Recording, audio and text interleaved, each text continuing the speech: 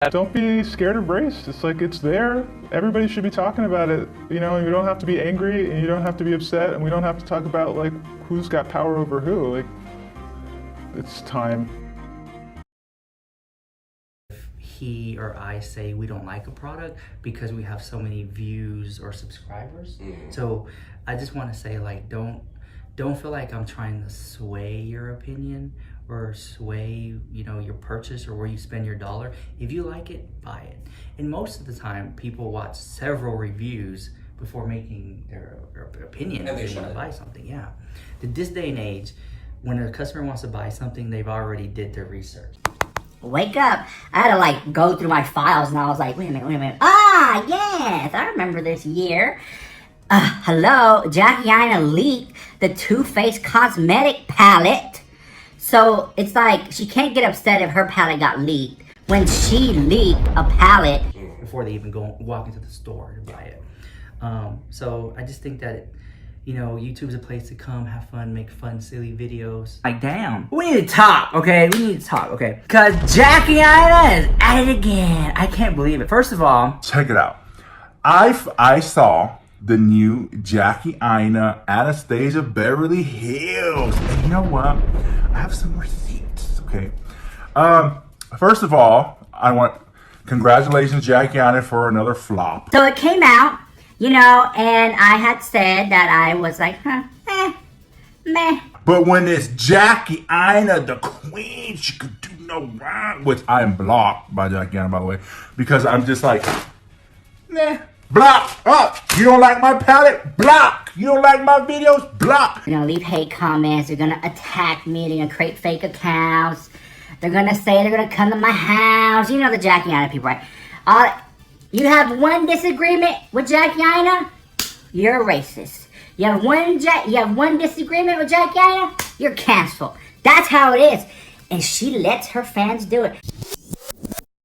Because I was afraid. You guys have no idea. Look at me. I'm trembling. I was afraid because this man has so much power and his fan base is so big. The moment he speaks out against somebody, all of his fans, look what's going on my channel right now. All of his fans will come and they will troll and they will say the meanest things. If you're not strong and if you don't have a strong mental health, it can break you because some of these people are brutal.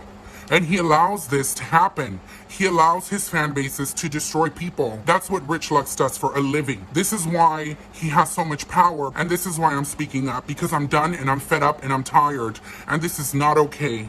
And people need to know the truth. You know what? I've been doing this for years. Years, okay? Spinning the hottest tea on YouTube. And I think that when you start putting that pressure of like, you need to, I don't know. I really don't know how to explain it. I feel like I get people's argument. Like sometimes we can come off very harsh. Yeah, and I understand that's something that maybe I need to work on. Yeah, or maybe I agree 100%. We need to work on that. I get it. We're just very harsh people. Yeah, that's weird. It's like good cop, bad cop. Like, you're the good cop. I'm the bad cop over here. So I get it, and that's kind of good to have because you get to make your opinion. But I don't know. Like now, I just feel like I let people down again. Like, I mean, but it comes with the territory. I mean, there's no way that you can keep people 100% happy 100% of the time. That's one thing to me when I hear the word like the bias stuff. It's either damned if you do and damned if you don't. At that point, then you kind of become not human or. Well, personally, I feel like in the videos that we do. But if you give something a negative review, isn't that biased or non-biased? You know what I'm saying? I don't know. Everyone has biases. Nice people, not so nice people, and everybody in between. It's just a part of being a human being, almost an instinct. Biases represent our beliefs about something. And where do they come from? Just about anywhere. The media, our families, at school, and from our past experiences. The same places we learn about everything in life. And they actually exist for a reason. As a shortcut, they help us make rapid-fire decisions when we're faced with a barrage of information coming at us. In fact, we're most likely to fall back on our biases when emotions are high or when we need to make an immediate choice. However, there's a potential that we will end up acting on incorrect or incomplete information. Well, I see it as the people that want to come to your channel and they want you to bash someone like Jeffrey, who you're friends with. They're biased in the sense that they don't like Jeffrey and they want to hear negative things about him. But if you say something good, then you're biased because you don't want to talk negatively about your friend. So it's really a whole situation. Put it this way. If you come to this video to dislike it, you're biased.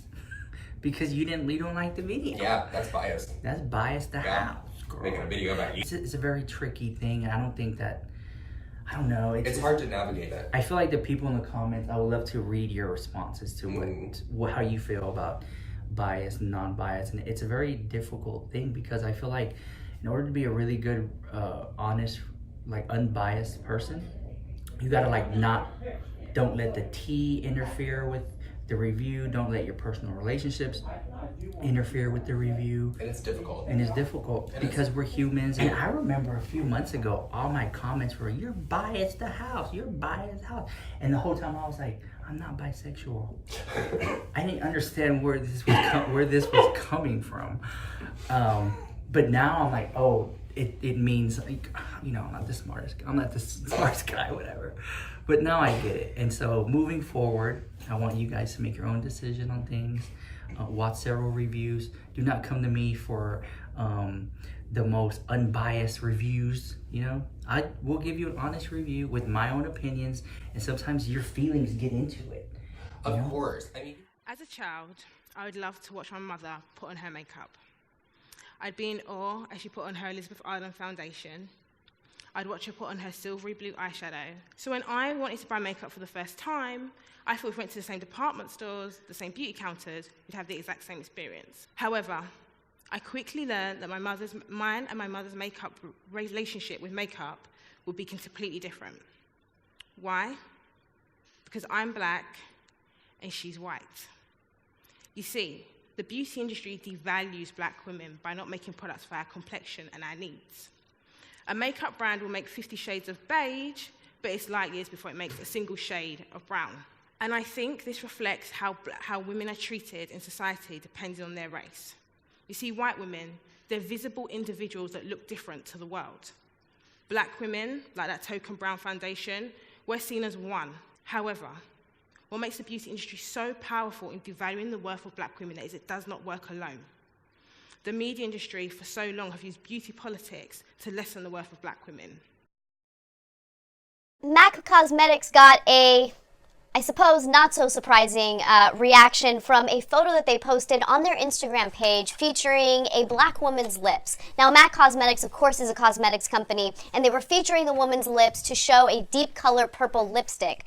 Well, unfortunately, some of the comments were not so kind and extremely racist. Now, if you take a look at some of those comments, which MAC has now deleted, some people said that they unfollowed. Just because of that picture. Just because of that picture. There was also a longer comment that seems like it was trolling. I don't know whether or not this was meant to be a real comment, but black women will never be as beautiful as white women, yada, yada, yada. You can see it. One person says that they're fish lips. Just a number of insanely hideous comments.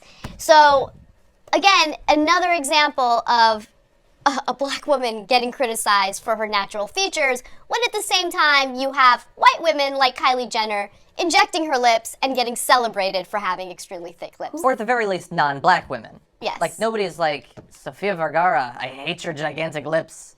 Like, nobody says that. They only say that to black women. Who follows Mac on Instagram? A lot of people. Racist people who really like makeup. Why? Okay. Is she a dude? What the F?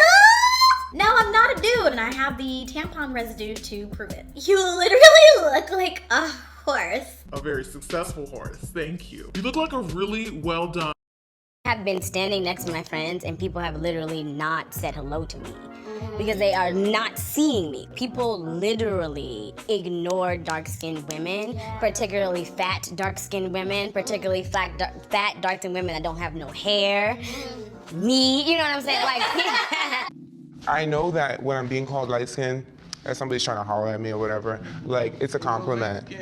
But it's uncomfortable for me to be called light-skinned because it's like you're calling me you're saying I'm different from you. You're saying that I'm not, and you're excluding me from a community. It's more of like a dismissal. First memory she remembers was when I was at a park and I was playing with these kids, and then like the older sister came over and she was like, no, don't play with her because she's brown.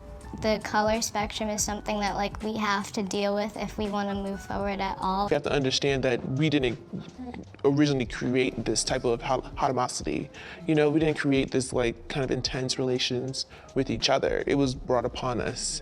So even if it was here for African Americans in the US, or if it's in, you know, Central or South America or in the Caribbean, it's like this was something that was structured to be able to divide and conquer. It's a very tricky thing, and I don't think that, I don't know. It's hard to navigate it. Children. Hard at work, mining for mica.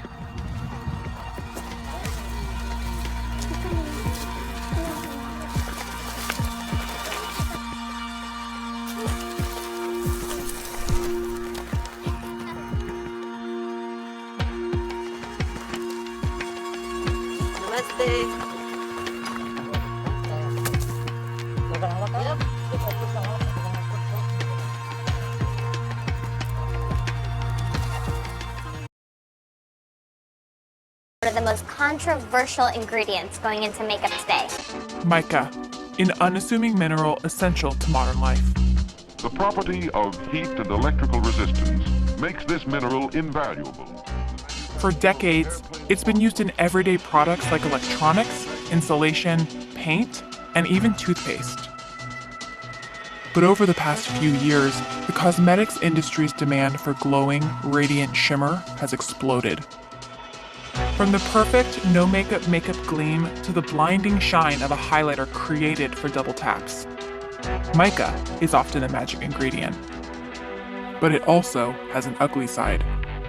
The majority of the world's mica comes from India, where a 2016 Thomson Reuters Foundation investigation revealed that it was being mined by children, and at a deadly cost.